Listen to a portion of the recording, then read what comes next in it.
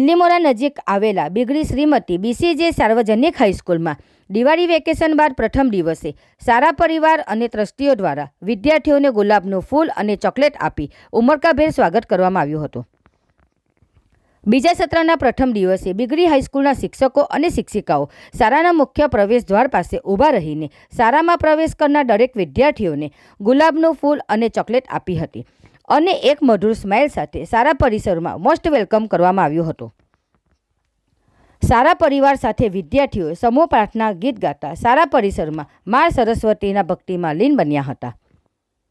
શાળા આચાર્યએ દિવાળી અને નવા વર્ષની શુભેચ્છાઓ પાઠવી હતી અને દૃઢ આત્મવિશ્વાસ સાથે અભ્યાસ કરી ગામ, શાળા અને પરિવારનું નામ ગૌરવવંતું કરવા હાકલ કરી હતી. બીજા સત્રનો પ્રથમ દિવસ વિદ્યાર્થીઓ અને શાળા પરિવાર માટે યાદગાર બન્યો હતો. બિલ્લીમોરાથી સંવાદદાતા અશોક જોશીનો રિપોર્ટ.